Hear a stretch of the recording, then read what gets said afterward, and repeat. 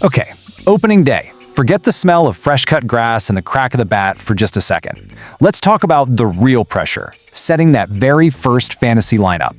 All those mock drafts, all that research, it all comes down to right now. So, let's get it right. You've put in the hours. You know you have. You drafted your team. But the real test? It starts today. That Week 1 lineup is your first chance to prove your genius. Every single point matters, and it all begins with this first decision. So, where do we even start? We start right here, on the mound in San Francisco. This is where your Week 1 could be won or lost. I'm serious. You've got two aces facing off, which means two massive decisions for you. Who do you start? And, maybe just as importantly, who do you dare stream your hitters against? This is a fantasy manager's nightmare, or, hey, maybe a dream come true.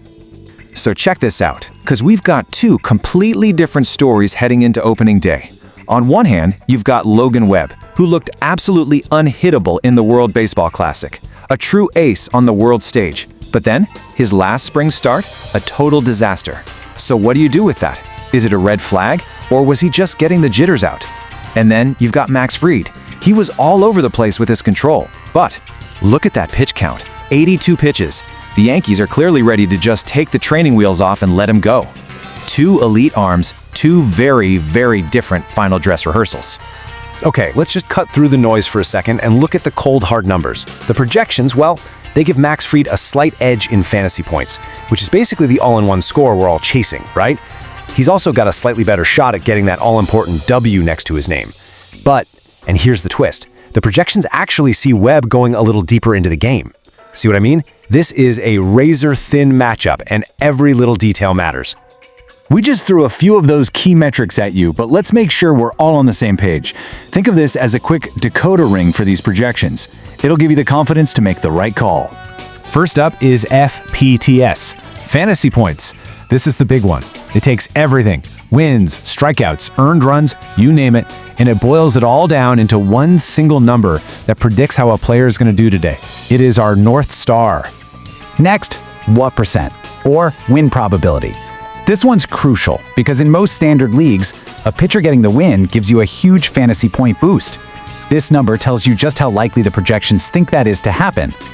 And this number right here, roster percentage. Look at that, 99.7%. That tells you everything you need to know. These guys are the best of the best. This isn't a question of if you should start them, it's a question of which one is going to give you the edge. And that's what makes this so incredibly difficult. All right, we've obsessed over the aces. I get it. But you know what? Fantasy championships are won on the margins. So let's talk about the hitters. The guys who are flying under the radar, ready to take advantage of these matchups while everyone else is just staring at the big arms. This is where you find your edge. First up, let's talk about Jerar Encarnacion. He's the Giants' new DH, and he's got a secret weapon today, the platoon advantage against the lefty Max Fried.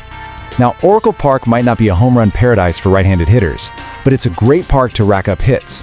This is exactly the kind of sneaky play that can win you a week. Now, on the other side of the diamond, whatever you do not sleep on Ryan McMahon.